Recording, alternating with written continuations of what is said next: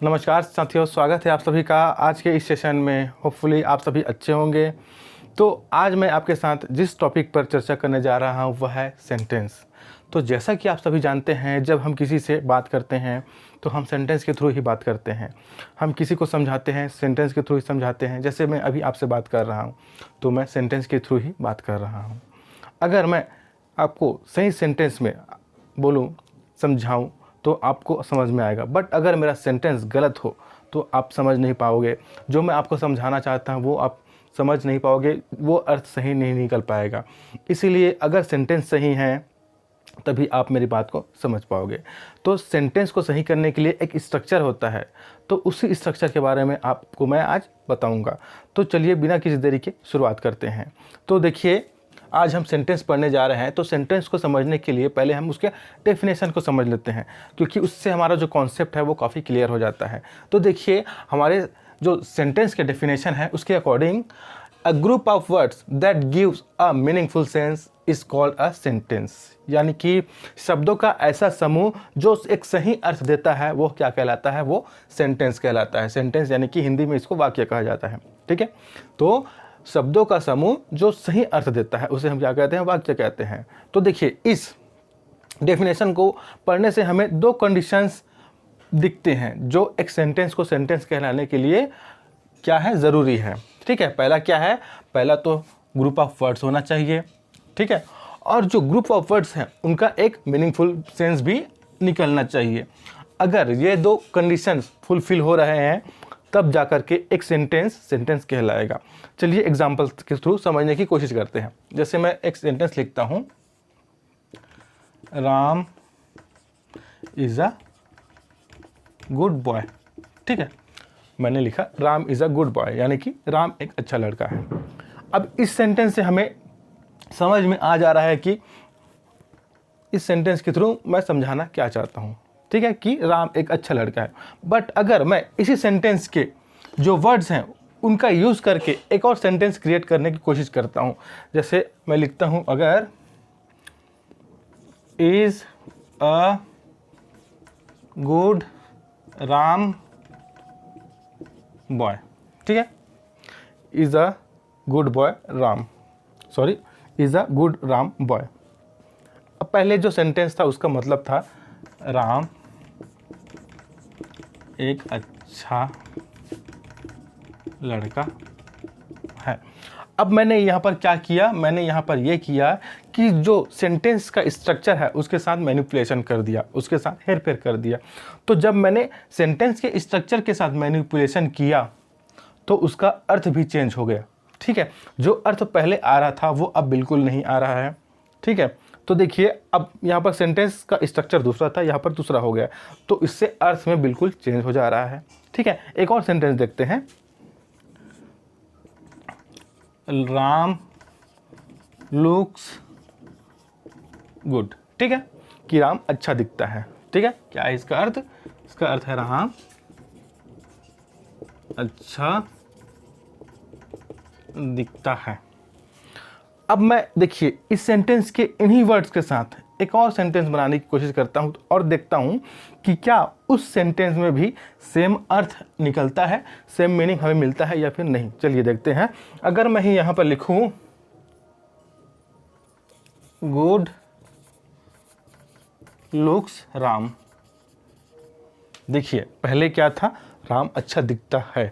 ठीक है, अब यहां पर क्या हो गया? Good looks Ram. तो क्या इस सेंटेंस का मतलब भी राम अच्छा दिखता ही है? तो नहीं दोस्तों, इस सेंटेंस का मतलब राम अच्छा दिखता है यह बिल्कुल भी नहीं निकलता है। अब इसमें मैंने चेंज क्या किया? इसमें मैंने चेंज ये किया कि सेंटेंस का जो स्ट्रक्चर है उसके साथ मैनिपुलेशन कर दिया, इसको आगे पीछे कर दिया। ठीक है, मैंने क्या किया? इसको आगे पीछे कर दिया, जिससे क्या हुआ? सेंटेंस का मीनिंग है वो चेंज हो गया। ठीक है, अच्छा, अब इन दो एग्जाम्पल से हमें क्या समझ में आता है? इन दो एग्जाम्पल से हमें ये समझ में आता है कि सेंटेंस का एक निश्चित स्ट्रक्चर होना चाहिए। अगर हम किसी को अपनी बात समझाना चाहते हैं उसके लिए सेंटेंस का एक निश्चित स्ट्रक्चर होना चाहिए। ठीक है, तो जब इस प्रकार के ना प्रॉब्लम सामने आने लगे तब ये डिसाइड किया गया कि क्यों ना एक ऐसा स्ट्रक्चर तैयार किया जाए सेंटेंस का, जिससे हम अपनी बात को सही तरीके से और सही अर्थ के साथ सामने वाले को कन्वे कर सके, ठीक है। तब जाकर के एक ऐसे स्ट्रक्चर की खोज की गई, उसको डेवलप किया गया, जिसके द्वारा हम किसी को भी अपनी बात को आसानी से उस स्ट्रक्चर को फॉलो करते हुए समझा सकते हैं। और वह स्ट्रक्चर होता है दोस्तों subject plus verb plus object, ठीक है। जो स्ट्रक्चर हमें सही तरीके से अपनी बात को दूसरे व्यक्ति को, दूसरे पर्सन को समझाने में हेल्प करता है, वो स्ट्रक्चर होता है ये जो आपके सामने अभी दिख रहा है, subject plus verb plus object, ठीक है। अब इसमें सब्जेक्ट क्या है, इसमें वर्ब क्या है, इसमें ऑब्जेक्ट क्या है, चलिए इसको समझते हैं, ठीक है।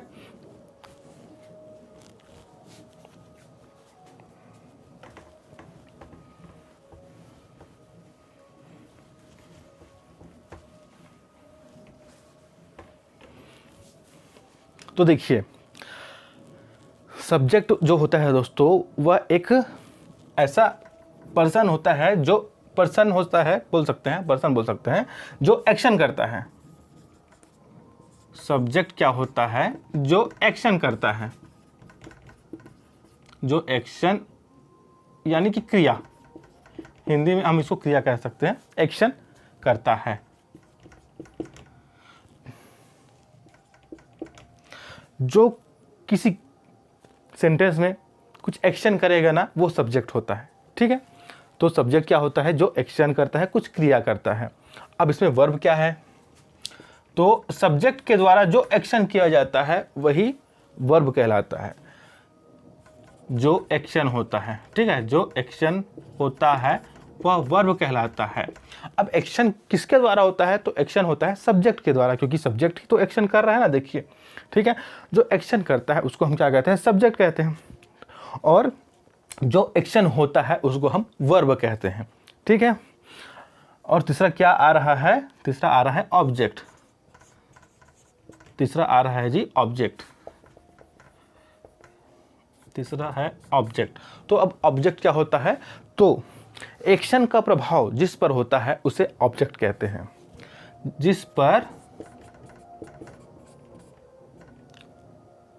एक्शन का प्रभाव होता है, एक्शन का प्रभाव होता है, जिस पर एक्शन का प्रभाव होता है उसे हम क्या कहते हैं, उसे हम ऑब्जेक्ट कहते हैं। जो एक्शन करता है उसे सब्जेक्ट करते हैं, और जो सब्जेक्ट जो एक्शन लेता है, सब्जेक्ट के द्वारा जो एक्शन लिया जाता है उसे हम क्या कहते हैं, उसे हम वर्ब कहते हैं, ठीक है। अच्छा, यहाँ पर मैं वर्ब के बारे में एक और चीज़ आपको बताना चाहूँगा कि जो वर्ब होता है वो दो प्रकार का होता है, ठीक है। वर्ब कितने प्रकार का होता है, ये दो प्रकार का होता है। पहला तो होता है हेल्पिंग वर्ब, और दूसरा होता है मेन वर्ब। दूसरा क्या होता है, दूसरा होता है मेन वर्ब। अच्छा, हेल्पिंग वर्ब क्या होता है, तो हेल्पिंग वर्ब होता है जो स्टेट को बताता है, जो अवस्था को बताता है, ठीक है। हेल्पिंग वर्ब स्टेट या फिर अवस्था को बताता है, और जो मेन वर्ब है ना, ये एक्शन यानी कि कुछ क्रिया जो हो रहा है उसे ये बताता है, ठीक है। जैसे ये सेंटेंस हमने लिया था, इसमें Ram is a good boy, ठीक है, Ram is a good boy. तो इसमें सब्जेक्ट क्या है, तो देखिए राम इसमें सब्जेक्ट है, ठीक है। इस एक दूसरा सेंटेंस लेता हूँ जिसके थ्रू आपको और अच्छे से समझ में आएगा, ठीक है। जब मैं एक और सेंटेंस ले रहा हूँ यहाँ पर, Ram is reading a book, ठीक है, Ram is reading a book. Ram एक पुस्तक पढ़ रहा है, ठीक है। क्या है इसका सेंस हिंदी में, राम एक पुस्तक पढ़ रहा है, ठीक है। अब देखिए इस सेंटेंस में सब्जेक्ट क्या है, तो हम सब्जेक्ट देखने के लिए क्या देखते हैं कि एक्शन कौन कर रहा है, ठीक है, एक्शन कौन कर रहा है। तो एक्शन इसमें कौन कर रहा है, एक्शन राम कर रहा है दोस्तों, ठीक है। एक्शन कौन कर रहा है, एक्शन राम कर रहा है। तो यहाँ पर राम क्या हो जाएगा, राम हमारा यहाँ पर सब्जेक्ट हो जाएगा, क्योंकि एक्शन कर रहा है। अब राम क्या एक्शन कर रहा है, तो राम पढ़ने का एक्शन कर रहा है, तो इसमें एक्शन ये है हमारा, ठीक है। तो ये हमारा वर्ब हो जाएगा, ये हमारा वर्ब है, यही वर्ब तो राम कर रहा है ना, ठीक है। अब इस वर्ब में देखिए दो वर्ड आ रहे हैं आपके, पहला तो आ रहा है इज़ आ रहा है, ठीक है, ये दोनों मिलकर के वर्ब है अपने आप में, ठीक है। बट अब इस वर्ब में देखिए दो वर्ड आपको दिख रहा है, पहला इज, दूसरा रीडिंग, ठीक है। तो इज क्या है और रीडिंग क्या है, मैंने अभी आपको बताया था कि वर्ब जो होता है वो दो प्रकार के होते हैं, पहला तो होता है हेल्पिंग वर्ब, दूसरा होता है मेन वर्ब, ठीक है।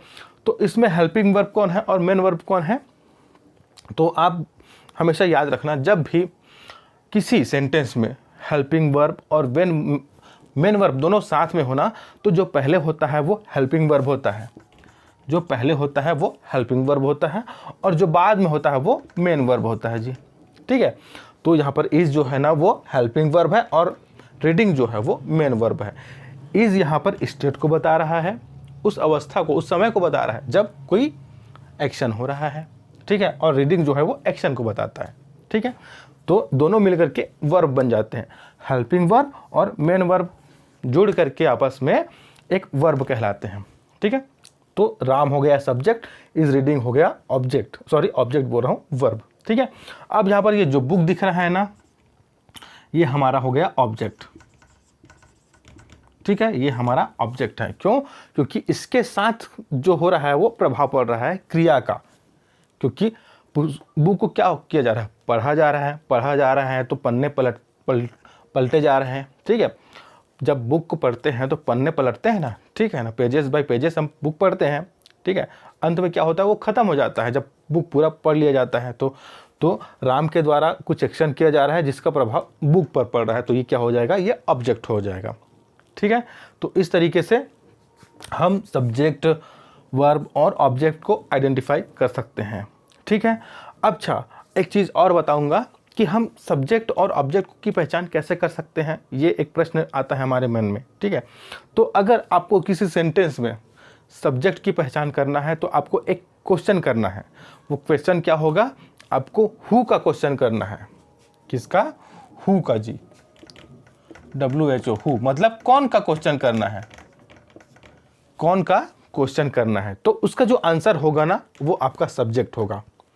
जैसे Ram is reading a book, मैं यहाँ पर एक क्वेश्चन कर सकता हूँ, who is reading a book, who is reading a book, तो आपका आंसर क्या होगा, Ram, Ram is reading a book. तो जब हु का आंसर देगा वो क्या होगा, वो हमारा सब्जेक्ट होगा जी, ठीक है, वो हमारा सब्जेक्ट होगा। इसी प्रकार जो किसको का आंसर देगा ना, या किसे का आंसर देगा, किसे या किसको, ठीक है, हुम या हुज, हुम, यहां पर जगह थोड़ा सा छोटा हो जा रहा है जी, हुम या हुज, इसका जो आंसर देगा ना वो होगा हमारा ऑब्जेक्ट, ठीक है। जो हु का आंसर देगा वो होगा सब्जेक्ट, और जो हुम या हुज यानी कि किसे या फिर किसको का आंसर देगा वो होगा ऑब्जेक्ट। तो ये है सब्जेक्ट और ऑब्जेक्ट की पहचान करना। कैसे हम पहचान कर सकते हैं सब्जेक्ट और ऑब्जेक्ट को, अगर आपको समझ में नहीं आ रहा है तो, ठीक है। बाकी अगर आप सेंटेंस को पढ़ेंगे तो आपको काफ़ी क्लियर हो जाएगा कि कौन एक्शन कर रहा है, किस पर एक्शन का प्रभाव पड़ रहा है, ठीक है। चलिए कुछ और एग्जांपल्स देखते हैं किसी सेंटेंस कैसे होते हैं, ठीक है।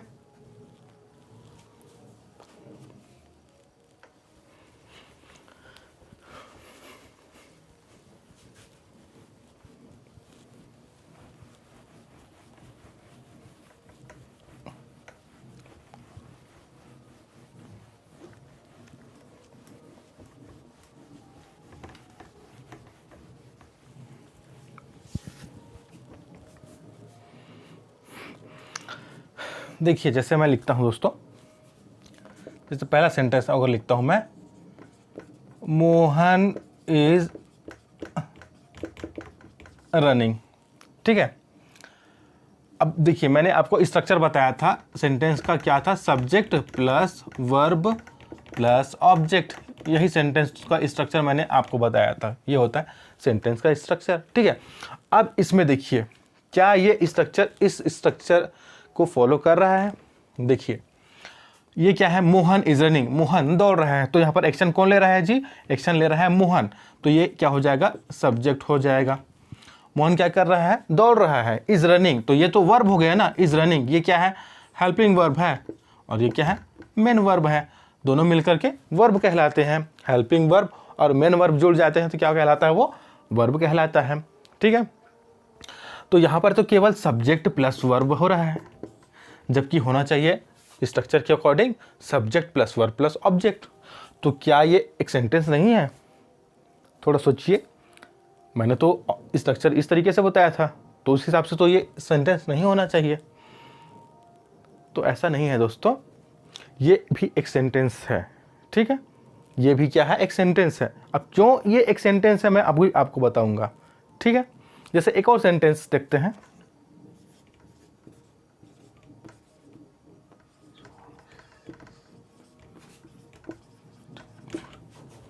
देखिए ये हमारा दूसरा सेंटेंस है। ठीक है, इसमें क्या है, जॉन इज ईटिंग फूड। अब देखिए इसमें जॉन खाना खा रहा है, तो इसमें एक्शन किसके द्वारा किया जा रहा है, हु इज ईटिंग फूड। तो आपका आंसर क्या होगा, जॉन।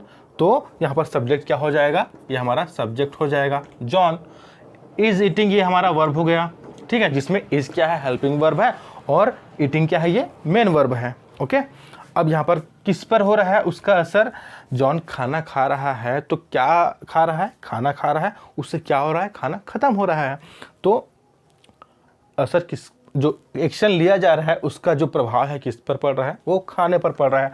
तो यहाँ पर ऑब्जेक्ट हो गया खाना। या फिर इसको हम इस तरीके से भी बोल सकते हैं कि जॉन किसे खा रहा है, किसको खा रहा है। ठीक है, तो उसका आंसर क्या हो गया, फूड, फूड को खा रहा है। तो हुम या हुस का जो आंसर जो क्वेश्चन का आंसर में होता है वो हमारा ऑब्जेक्ट होता है। तो यहाँ हमारा फूड जो है वो हमारा ऑब्जेक्ट हो गया। ठीक है, अब ये जो देखिए ये जो स्ट्रक्चर है वो हमारे इस स्ट्रक्चर से बिल्कुल मेल खा रहा है, बिल्कुल सेम टू सेम है। जैसे ये क्या है, हमारा सब्जेक्ट हो गया प्लस ये हमारा वर्ब हो गया प्लस ये हमारा ऑब्जेक्ट हो गया। तो ये स्ट्रक्चर बिल्कुल सेम टू सेम है। तो हम इसको बोल सकते हैं बिल्कुल ये सेंटेंस का एक प्रॉपर स्ट्रक्चर है। ठीक है, इसमें केवल सब्जेक्ट और वर्ब था। ठीक है, तो ये भी सही है। मैं कहता हूँ ये भी सही है, ये भी सेंटेंस ही है। ठीक है, तो ये भी एक सेंटेंस का स्ट्रक्चर है, ये भी एक सेंटेंस का स्ट्रक्चर है। ठीक है, और अगर मैं एक थर्ड सेंटेंस लिख दूँ जी, यहाँ पर John is eating food, is eating food on the table, on the table. अब देखिए John is eating food on the table. अब ये तो सब तो बाकी हमको पता है, जॉन क्या है, ये सब्जेक्ट है, इट इज ईटिंग क्या है, ये वर्ब है, फूड क्या है, ये ऑब्जेक्ट है, ऑन द टेबल एक एक्स्ट्रा इसमें जुड़ गया है जो कहलाता है दोस्तों कॉम्प्लीमेंट। ये क्या कहलाता है, कॉम्प्लीमेंट कहलाता है। ठीक है, तो इस स्ट्रक्चर में देखिए पहले तो सब्जेक्ट और वर्ब था, फिर इसमें हमने क्या कर दिया, ऑब्जेक्ट भी जोड़ दिया। अब देखिए इसमें ऑब्जेक्ट के बाद कॉम्प्लीमेंट भी जुड़ जा रहा है, तो क्या हो जाएगा, देखिए पहला हो जा रहा है subject plus verb, S plus V मतलब सब्जेक्ट प्लस वर्ब मान के चलिए। ओके, अब देखिए इसमें क्या हो जा रहा है, subject plus verb plus object plus complement. ये देखिए, तो पहले वाला जो सेंटेंस का स्ट्रक्चर था वो सब्जेक्ट प्लस वर्ब का था, दूसरे वाले जो सेंटेंस है उसका स्ट्रक्चर है subject plus verb plus object, और तीसरा जो सेंटेंस है उसका स्ट्रक्चर है subject plus verb plus object plus complement. ठीक है, तो देखिए ये भी सही है, ये भी सही है और ये भी सही है। हम सेंटेंस को ना इन तीन तरीकों से लिख सकते हैं। ठीक है, इन तीन तरीकों से लिख सकते हैं। अब आप सोच रहे होंगे सेंटेंस की आखिरकार पहचान क्या है, ऐसी कौन सी चीज़ है जो सेंटेंस बनने के लिए ज़रूरी है और कौन ऑप्शनल है, कौन ऐसी चीज़ है जिसे हम ना लिखें फिर भी वो सेंटेंस कहलाएगा। ठीक है, तो देखिए दोस्तों इन तीनों को आप ध्यान से देखिए और देखिए कि इनमें तीनों में कौन ऐसी चीज़ है, क्या कोई ऐसी चीज़ आपको दिख रही है जो कॉमन हो। देखिए ध्यान से, तो देखिए अगर आप इसको ध्यान से देखेंगे ना, इन तीनों में इसमें, इसमें और इसमें दो चीज़ें आपको कॉमन दिखेगी। देखिए इसमें क्या है, सब्जेक्ट प्लस वर्ब है, इसमें क्या है, सब्जेक्ट प्लस वर्ब है, और इसमें भी सब्जेक्ट प्लस वर्ब है। ठीक है, तो मेन पॉइंट यही है, इम्पॉर्टेंट पॉइंट यही है कि कोई सेंटेंस तभी कहलाएगा अगर उसमें सब्जेक्ट प्लस वर्ब है। क्या होगा, सब्जेक्ट प्लस वर्ब होगा। तो किसी सेंटेंस को सेंटेंस कहलाने के लिए सब्जेक्ट प्लस वर्ब ही होना काफ़ी है। अगर उसमें ऑब्जेक्ट नहीं है तो भी वो सेंटेंस कहलाएगा। ऑब्जेक्ट है तो भी अच्छी बात है, नहीं है तो भी अच्छी बात है। इससे उस सेंटेंस पर कोई प्रभाव नहीं पड़ेगा कि अगर ऑब्जेक्ट नहीं है तो सेंटेंस नहीं कहलाएगा, ऐसी बात नहीं है। अगर ऑब्जेक्ट नहीं है ना तो भी वो सेंटेंस कहलाएगा, क्योंकि हमारा जो रूल कहता है कि सेंटेंस कहलाने के लिए जो कॉन्सेप्ट है उसके अकॉर्डिंग सब्जेक्ट प्लस वर्ब होना ज़रूरी है। उसके बाद कुछ हो या ना हो उससे फ़र्क नहीं पड़ता, वो मैटर नहीं करता। ठीक है, इसलिए आप हमेशा एक चीज़ याद रखना कि कोई सेंटेंस तभी कहलाएगा अगर उसमें सब्जेक्ट और वर्ब है तो। ठीक है, अगर उसमें ऑब्जेक्ट है तो भी ठीक है, नहीं है तो भी ठीक है। ठीक है, उसमें कॉम्प्लीमेंट है तो भी ठीक है, कॉम्प्लीमेंट नहीं है तो भी ठीक है। ठीक है, बस उसमें सब्जेक्ट और वर्ब होना चाहिए। ओके, देखिए ऑब्जेक्ट की बात करें या फिर कॉम्प्लीमेंट की बात करें, ये ना उस सेंटेंस में कुछ एडिशनल इन्फॉर्मेशन देने के लिए लिखे जाते हैं। ठीक है, उस सेंटेंस में क्या ये क्यों यूज़ किए जाते हैं, ये कुछ एडिशनल इन्फॉर्मेशन के लिए यूज़ किए जाते हैं। बाकी जो सब्जेक्ट और वर्ब है वो मस्ट है कोई भी सेंटेंस का स्ट्रक्चर फॉर्म करने के लिए। ठीक है, अब देखिए हमने यहाँ पर देखा सब्जेक्ट देखा, वर्ब देखा और ऑब्जेक्ट देखा। अब हमें ये समझना ज़रूरी है कि कौन से ऐसे वर्ड्स हैं जो सब्जेक्ट के रूप में यूज़ हो सकते हैं, कौन से ऐसे वर्ड्स हैं जो ऑब्जेक्ट के रूप में यूज़ हो सकते हैं। ठीक है, तो आप हमेशा याद रखना सब्जेक्ट के रूप में हम केवल नाउन और प्रोनाउन का ही यूज़ करेंगे, नाउन और प्रोनाउन का ही यूज़ करेंगे। ठीक इसी प्रकार ऑब्जेक्ट के रूप में हम नाउन और प्रोनाउन का ही यूज़ करेंगे। ठीक है, सब्जेक्ट के रूप में भी नाउन और प्रोनाउन का यूज़ होगा और ऑब्जेक्ट के रूप में भी हमेशा नाउन और प्रोनाउन का ही यूज़ होगा। हम नाउन और प्रोनाउन के अलावा किसी थर्ड वर्ड का यूज़ या फिर किसी थर्ड टर्म का यूज़ सब्जेक्ट या फिर ऑब्जेक्ट के रूप में नहीं करेंगे, वो करेंगे तो गलत हो जाएगा।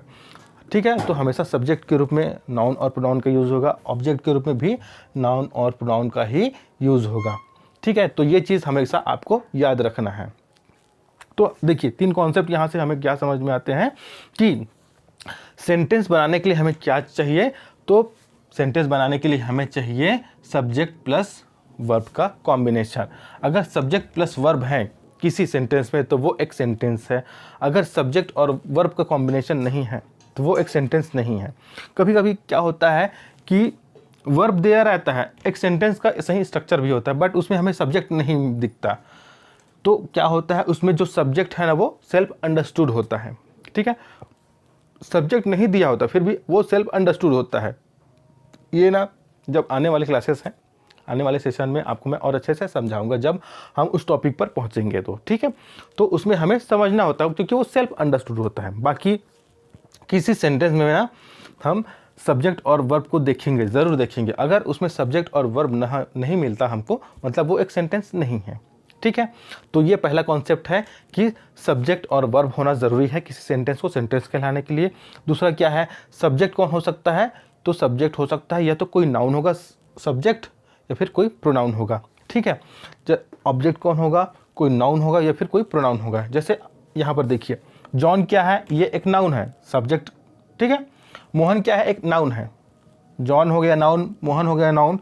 ठीक है, इधर जॉन था तो जॉन की जगह मैं कोई प्रोनाउन भी यूज़ कर सकता हूँ। अच्छा, प्रोनाउन क्या होता है, जो नाउन का स्थान लेते हैं हम उसको प्रोनाउन कहते हैं। ठीक है, तो यहाँ पर अगर मैं एक सेंटेंस लिख दूँ, आई एम ईटिंग फूड।